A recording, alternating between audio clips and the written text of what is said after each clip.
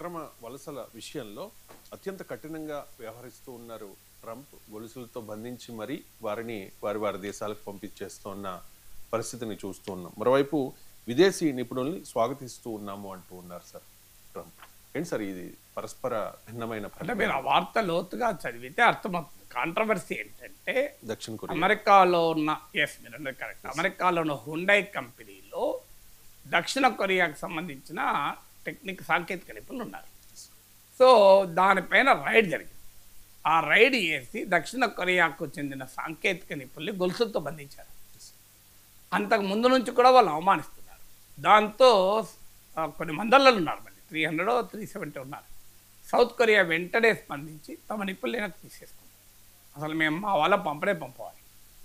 So south Korea ఇది friendly country to America. మన అందుకే నరేంద్ర మోడీని అడిగేది, సార్ ఒక ఫ్రెండ్లీ కంట్రీ, అమెరికా సెక్యూరిటీతో బతుకుతున్న దేశం అది. అమెరికా సెక్యూరిటీ కనుక లేకపోతే నార్త్ కొరియా మింగేస్తుంది. అంటే అమెరికా భద్రతతోనే బతుకుతున్న దేశం సౌత్ కొరియా. సౌత్ కొరియా లేకపోతే అమెరికన్ మిలిటరీ బేస్ ఉంటుంది. అలాంటి కంట్రీ కూడా ఎంత ధైర్యంగా ఇమీడియట్గా రియాక్ట్ అయ్యింది. Nothing doing will take them back అన్నది అని అమెరికా హెచ్చరించింది. మీరు ఈ రకమైన వ్యవహారం ఉంటే మా పెట్టుబడులు రావు, మా కంపెనీలు పెట్టుబడులు పెట్టవు, మా సాంకేతిక నిపుణులు రారు అని చెప్పేసి క్లియర్గా. ఇది మనకు అర్థం కావాల్సింది, మోడీకి అర్థమయ్యే భాష ఇది. మీకు అందుకే చైనా వాళ్ళు హెచ్చరిస్తే వెంటనే ట్రంప్ బేరానికి వచ్చాడు. సౌత్ కొరియా హెచ్చరిస్తే వెంటనే ఇమీడియట్ స్టేట్మెంట్, విదేశీ నిపుణులకు మేము వ్యతిరేకం కాదు, మనమేమో చచ్చిపోయిన ఎకానమీ అని మనం తిడుతున్నాడు. ఎందుకు మనం రియాక్ట్ అవుతలేము? ఏం ట్రంప్ ఏమన్నా వీఆర్ నాట్ రియాక్టింగ్. కానీ ట్రంప్ కనుక మై ఫ్రెండ్ మోడీ అంటున్నారు, ఎస్ ఐ ఆల్సో రెసిప్రొకేట్ అంటున్నాడు మన ప్రైమ్ మినిస్టర్. మై ఫ్రెండ్ అని అనుడుతోనే ఐ ఫుల్లీ రెసిప్రొకేటెడ్, వెంటనే విత్ ఇన్ మినిట్స్ రియాక్ట్. కానీ మనం అవమానిస్తే మాత్రం రియాక్ట్ కావడం. అపరిశుభ్రంగా ఉన్న ప్రాంతాలు కానీ ఐడెంటిటీకు భిన్నంగా ఉన్న సౌత్ కొరియా ఒక ఫ్రెండ్లీ నేషన్ అయితే కూడా, అమెరికా దయాదాక్షిణ్యాలపై ఆ దేశ భద్రత ఉన్నా కూడా అమెరికా అధ్యక్షుడు ట్రంప్ విధానాల్ని ఓపెన్గా వ్యతిరేకించారు. అందుకే ట్రంప్తో ఒక ఇమీడియట్ స్టేట్మెంట్. ఎందుకు? అమెరికాలో ఉండే ఆటోమొబైల్ ఇండస్ట్రీ ఏనాడో దేశం విడిచెళ్ళిపోయింది. దాదాపు ఎక్కువ టెస్లా కొంత మ్యానుఫ్యాక్చరింగ్ బేస్ ఉంది. మీకు డెట్రాయిట్ ఒకప్పుడు మ్యానుఫ్యాక్చరింగ్ బేస్. ఎందుకు వెళ్ళింది? American economy financialisation of American economy వల్ల అమెరికా మ్యానుఫ్యాక్చరింగ్ తగ్గుతూ వస్తుంది. ఫైనాన్షియలైజేషన్ అంటే ఏంటి? సింపుల్ ఒక ఉదాహరణ చెప్పాను, గతంలో కూడా పూజిస్తున్నాను. నాకు ఒక 3 చిన్న చిన్న ఫ్యాక్టరీలు ఉన్నాయి. ఒక 20 మంది 30 మంది 50 మంది పనిచేసి, ఆ 3 ఫ్యాక్టరీలు మొత్తం అమ్మితే ఒక 3 కోట్లు వస్తాయి. నేను ఆ 3 కోట్ల విలువైన ఫ్యాక్టరీలను అలాగే ఉంచి ఒక 100 మందికి ఉపాధి కల్పించి దాని నుంచి నేను ప్రతి నెల 1,00,000 2 లక్షల ఆదాయం పొందుతాను. కానీ మన ఫైన్ మార్నింగ్ నాకు ఏమనిపిస్తుంది, ఈ 3 ఫ్యాక్టరీలు కార్మికులు ఎప్పుడు ఉంటారో ఉండరో తెలియదు, ఎవరు ఎప్పుడు వెళ్ళిపోతారో తెలియదు, రోజు పొద్దునపై నేను చాకరీ చేయాలి. ఇంత చేస్తే నాకు 3 కోట్ల విలువైన ఆస్తి పైన ₹1,00,000 వస్తాను. దానికన్నా నేను దీన్ని అమ్మేశాను అనుకో, 3 కోట్లు వస్తాయి. తీసుకెళ్ళి నేను వడ్డీకి ఇచ్చుకున్నాను, నెలకు 3 లక్షలు. ₹1,00,000తో నేను రోజు ఫ్యాక్టరీ పోవడము, ఆ ఉద్యోగులతో తలపల కొట్టుకోవడము, ఆ ఉత్పత్తులు ఉత్పత్తి చేయడము, అమ్ముకోవడం, ఇదంతా ఎందుకు పట్టాయి? నాకు కావాల్సిన డబ్బు కదా, 1,00,000 వచ్చేది 3 లక్షలు వస్తాను కదా అని నేను ఫ్యాక్టరీలు అమ్మేసుకొని 3 కోట్లు వడ్డీకి ఇచ్చుకున్నాను, లేదా స్టాక్ మార్కెట్లో పెట్టి. సో దీన్ని ఫైనాన్షియలైజేషన్ ఆఫ్ ఎకానమీ అంటారు.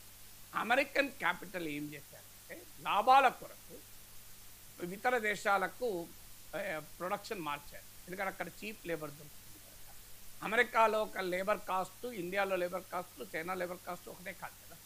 రెండవది, అమెరికన్ క్యాపిటల్ డబ్బు మ్యానుఫ్యాక్చరింగ్ చేయడం కన్నా కూడా ఫైనాన్షియల్ అసెట్స్ రూపంలో ఉంటే అమెరికా డాలర్ ప్రపంచానికి అవసరం కనుక ఫైనాన్షియల్ మార్కెట్లకు ఈ వాస్తవం ట్రంప్కి అర్థం కావాలి.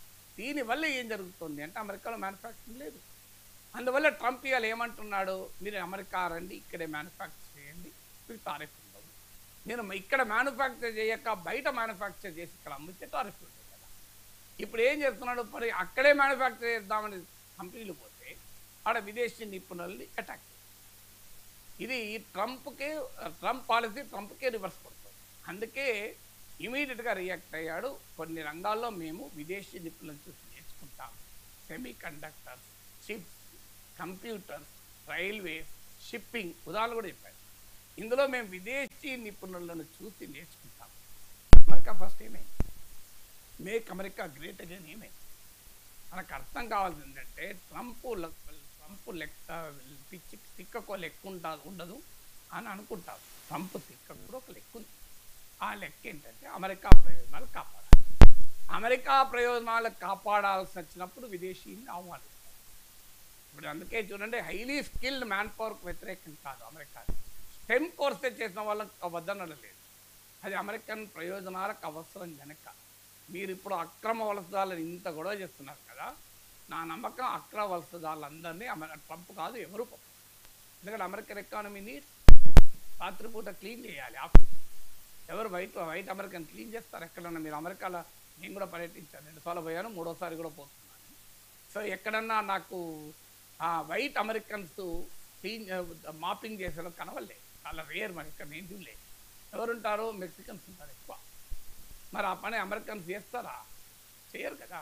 చిన్న గ్యాస్ స్టేషన్లో ఎవరుంటారు? వైట్ అమెరికన్స్ ఎంతమంది ఉంటారు? మెక్డొనాల్డ్స్లో వైట్ అమెరికన్ సేల్స్మెన్గా ఎంతమంది ఉంటారు? తక్కువ కదా.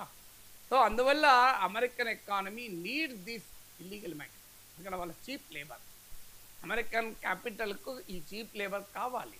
అందువల్ల ఇవన్నీ ఓట్ల కొరకు చేసే హడావుడు తప్ప ఇదంతా జిహెచ్ఎంసీ ఎన్నికలప్పుడు గుర్తొచ్చే రోహింగ్యాల టైప్ కనుక ఇది కేవలం ఓట్ల కొరకు భావోద్వేగాలు రెచ్చగొడుతుంటారు. That is the nature of a politician. అమెరికాలో అయినా ఆంధ్రప్రదేశ్ తెలంగాణలో అయినా ఒకటే కదా నేచర్. కానీ అల్టిమేట్గా అందరినీ ఎలగొడితే అమెరికన్ ఎకానమీ నిలబడదు. American economy needs these people. అది చీప్ లేబర్ నుంచి మొదలుకొని highly technical highly skill people. అందుకే ట్రంప్ మేము విదేశీ నిపుణులకు వ్యతిరేకం కాదు అంటున్నారు. మనకు అర్థం కావాల్సింది ట్రంప్ చేస్తున్నది just wants his countries interest. తన దేశ ప్రయోజనాలు ఇతరులు ఎక్కడన్నా పొందింది. అది ఎటైనా తన దేశానికి లాభం అయ్యేలా ఉండాలన్నది. Thank you so much sir. చాలా అంశాలకు సంబంధించి చాలా డీటెయిల్డ్గా విశ్లేషణ అందించినందుకు. ఇది ఇవాళ నమస్తే నాగేశ్వర్. రేపు కలుద్దాం. చూస్తున్నాం.